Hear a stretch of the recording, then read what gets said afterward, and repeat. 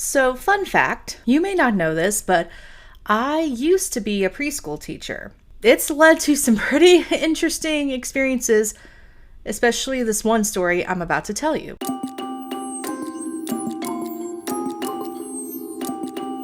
Before we get started, don't forget to hit that subscribe button, give this video a like, and feel free to follow me on Facebook, Twitter, TikTok, Instagram, the list goes on. Like I always say, I'm not hard to find. Alright, let's get started. Since the dawn of mankind, there has been this phenomenon of children seeing ghosts. Now granted, children have an incredible imagination. They can make up really great stories. They can also sell you a story really well. But also, I can usually default to the parents in this situation. As a paranormal investigator who works in residential cases quite a lot, it's not surprising that we run into this pretty frequently of kids seeing ghosts or interpreting what they're seeing as ghosts. I tend to be kind of skeptical about a lot of cases. There's only been maybe one or two, maybe three in my career that I've really looked at it and said, okay, they're seeing something weird. Usually this would indicate that the kid knows somebody that they shouldn't know about or know at all because they had already passed away, or they're privy to information that they wouldn't know at all. So there's different factors that go into, determining, is a kid really seeing a ghost or are they making up a story? Now, experts who believe in this phenomenon say that children see ghosts because they are more higher in tuned with the spiritual world, because they haven't built up those walls that we build up throughout our childhood and teenhood, because we get ridiculed for being different, self-preservation, protection, the list goes on. Anyway, I've also heard another theory that kids are able to see spirits, ghosts, and whatnot because they were most recently in the spirit world, so therefore they're more in tune with things from the spirit world and the other side because they were just there. So there's a variety of reasons that people believe children see ghosts. I don't want to say I don't believe in it because the few encounters I've had have been really wow factor. I also have to really use my critical thinking skills and put on my skeptic hat when we do run into this on our cases, mainly due to liability issues. That's a whole other story for another time. I'm going to share a personal story of mine when I was a preschool teacher, and it's the one story that has always made me go, huh. And if you know me pretty well, huh is a big deal. Huh. I was working at a preschool in the pre-K department, so we're talking 4 to 5 year olds. When these kids come in, they're 3 to 4, and then of course they have a birthday and they become 4 to 5. And I had about 18 students in my class, and I was in one of 3 pre-K classes. I was the lead teacher. And you get to know really well who's in your class and who's in the other 2 classes. So even though the kids from the other 2 classes weren't with me, we still ate lunch together, we had snack time together, we played at the playground together, we were a cohesive unit. So I knew these kids very well. Of course I knew my own students even better. This particular story happened in the spring. So I've had these students since August. So we're talking almost 8, 9, 10 months of being with these kids. 18 kids, 5 days a week, 8 hours per day. I'm in a classroom, on the playground, in the cafeteria with these kids. So one of the students, I'm going to call him Billy for privacy purposes, he comes up to me and goes, "Miss Alex, Karen won't leave me alone." Okay, so he was being dramatic.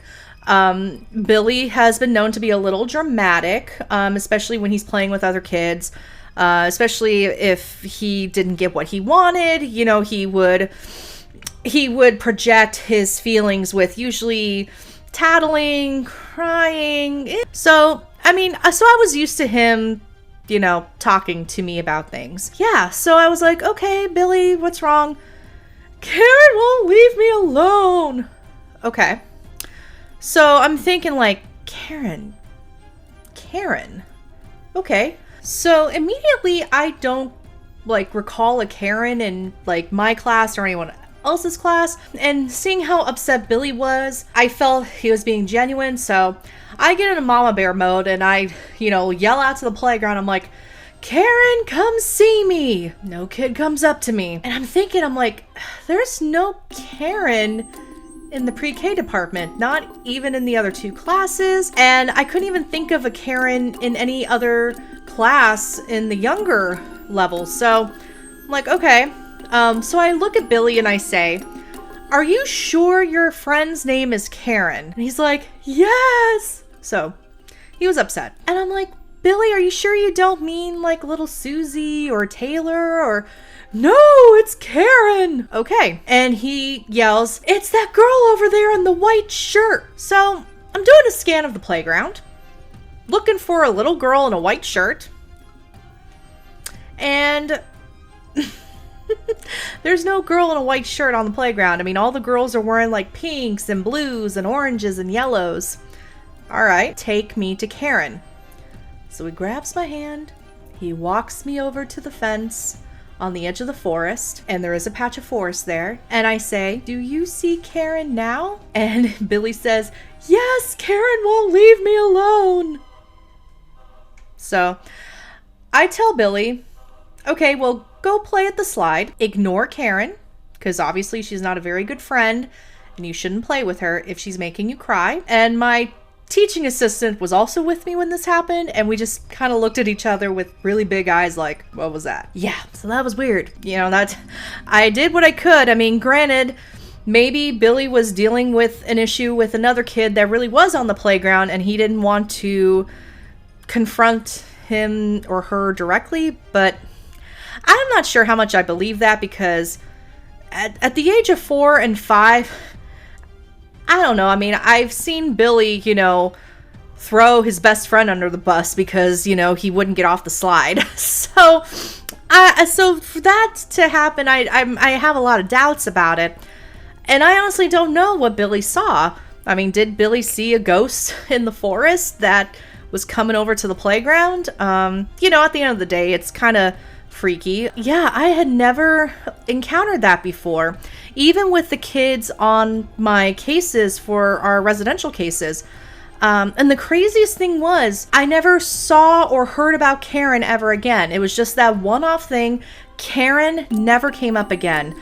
And I just thought that was also weird, because if this was an ongoing thing, maybe we'd figure out who Karen was eventually. But yeah, I honestly don't know what Billy saw or interacted with, whether it was just somebody else, like a person in the pre-K department, or did he encounter something spooky? So today's story was definitely short and sweet, and I want to say thank you all so much for watching. Before you go, don't forget to hit that subscribe button, give this video a like. I'm going to be heading out to Gettysburg in about 2 weeks, actually less than 2 weeks now, holy cow.